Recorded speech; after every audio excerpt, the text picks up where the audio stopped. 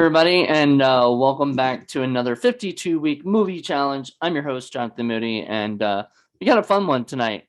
One that I can't wait to show you. Obviously, you can see what it is in the back. Um, so it was the this week. It is week number 18, and it's set in the distant future. So, of course, what distant future is there than Dune? Dune's pretty fucking future. I forgot what year it was. They don't even ask me that, which is kind of weird. You'd think that that would be a question that they would have on here is like, why did you pick that particular time period or something, or one that time? But anyway, yeah, I mean the year is like I don't know, 1,000 or like 1 million something. I don't know, something ridiculous. All right. So the year it was released was 2021. My date challenge completed was yesterday that I'm recording this, which yesterday was May 2nd, 2022, and I'm recording this on May 3rd. Aspect ratio is 143.3 no 0.1 143.1. That's on one. There's like a bunch of different. There's apparently a bunch of different ones. There also is like I don't remember hold on, it says it up here. So if you can hear rain behind me and everything, it's because it's raining, obviously. But yeah, so the other aspect ratios for this film are as follows: 1.90 and 239.1, which I believe is IMAX. So they had an IMAX version. You can watch this on HBO Max, or you can buy the 4K. And I have the 4K, and I'll show it to you in a second. After we get done this and I start my review. All right. So it was a genre. A genre is action sci-fi. It is rated PG-13. It stars Timothy Chalamet, Rebecca Ferguson, Oscar Isaac, and Zendaya, and Jason Momoa, and more. There's a bunch more, but that was just all I could fit in this thing. Directed by Dennis, and I will screw up his name, Villeneuve. I don't know. It's produced by John Harrison and 23 other people. Written by John Spates, Dennis V, Eric Roth. Music by Hans Zimmer. Oh, we can't forget. I forgot to write down, for some reason, I forgot to write down Frank Herbert, who was the original author. My rating for it was 4 stars, by the way. The awards it received was 6 Oscars, including sound, visual effects, production design, score, editing, and cinematography. Why did I choose this particular film? Because it was new and set in the distant future. Have I seen this movie before? Nope, I didn't see it in theaters. I wanted to, but I just never got to. Actually, kind of didn't want to because I knew it was 2.5 hours and I didn't know the storyline. I didn't know much about it. I'll probably watch the next one, even if it's 2.5 hours, because I'd be interested to see where it goes, if it sets up for a third one or if it's just finished after 2. Would you recommend this film? Why or why not? Hell yeah, it's a lot of fun. Which character were you most able to identify and connect with in one way? I said nobody. It's just because everybody's all set in the future and everybody's got like something going on that I just don't really connect with myself personally. Best line or memorable quote was dreams make good stories, but everything happens when you're awake. Were you surprised by the ending? Or what would you do differently? I kind of knew it was going to end in a cliffhanger, but I did think he was going to die and then just come back or something. There was some kind of thing, but nothing I'd do differently.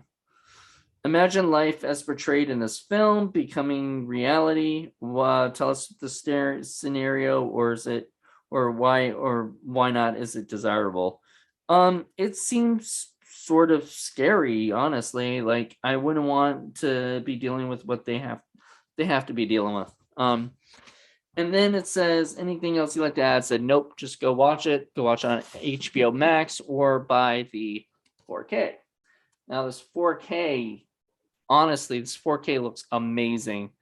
It comes with a few bonus features like the royal houses inside Dune, the training room, building the ancient furniture, designing the sandworm. That sandworm was awesome. Wardrobe from another world, a new soundscape, and more. I mean, the visual effects and everything was astounding. I don't know. I think there was also this little discuss that I'm a huge Marvel fan, and if I'm correct, and I could be wrong, but I believe that the director of this movie, and if I'm wrong, I'll put it in the subject down below. But uh, I believe he said something about how he would never work for Marvel and blah blah blah, and Marvel's just a factory, and all this stuff like that. And he might be right, but like that's sort of where studios are going toward now is having the people you know be creatively dictating things, and then directors come in and they show their visual style and their look and their coolness, but other than that they don't have a huge say in stuff. um However, I don't like that attitude of like, no, I'll never work with them because they're like that, blah blah blah. Like, I honestly think, you know even if you feel that way, just don't say it. You don't need to be there. It's like people just jumping on the bandwagon of we hate Marvel, and like, look, that's hate. That's your thing. You don't like Marvel, good, that's fine. But you don't gotta, like, we don't have to keep broadcasting it and start this like hate thing for it.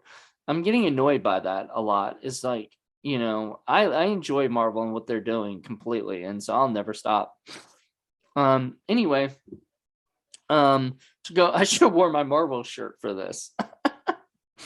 But to be honest, I really enjoyed Dune. I thought Dune was a lot of fun.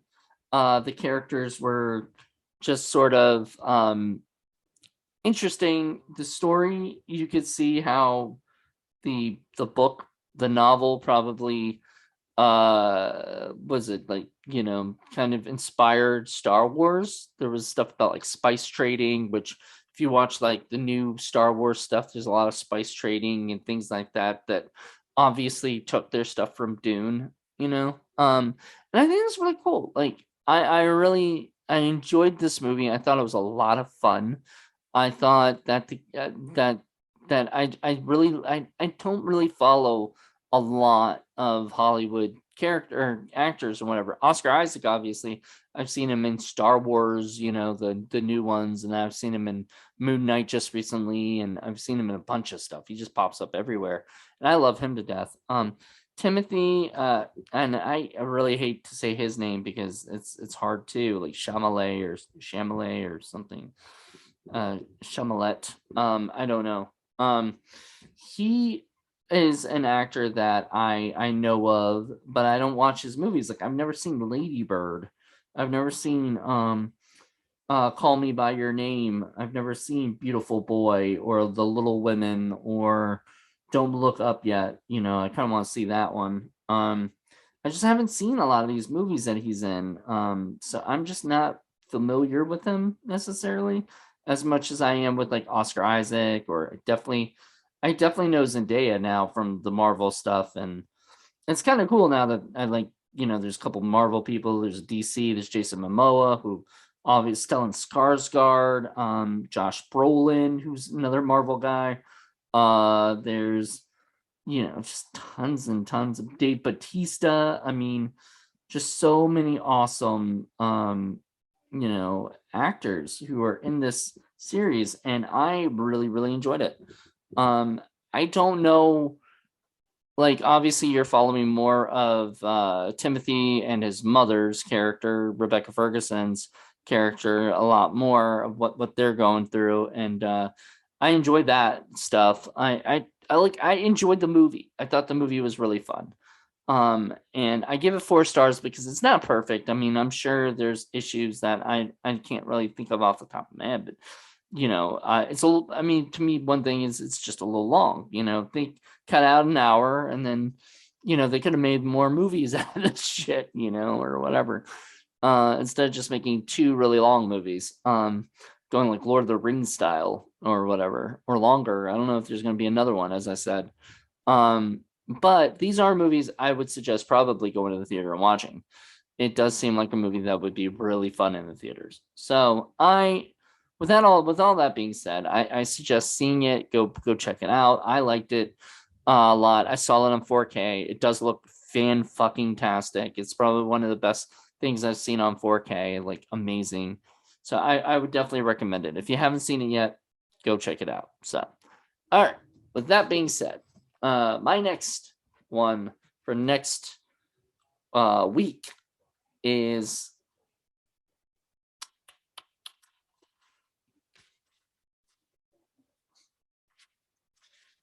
that's not next week's, is it? Oh, that okay, that's 20, so 19. Number 19 is Rich versus Poor. I don't know. Would that be like Trading Places? Can I watch that? That'll be fun. I haven't seen that movie in years. Maybe. I don't know. I'd have to look and see what this would count for. So Rich versus Poor. So awesome. Well, with that being said, join me next week when I decide what movie I want to watch for that. Like I said, probably Trading Spaces. So don't be surprised when that's picked. Aside from that, check it out next week. Same 52-week movie challenge channel, and each day for this. So thank you guys for checking this out, and join me next week. Bye.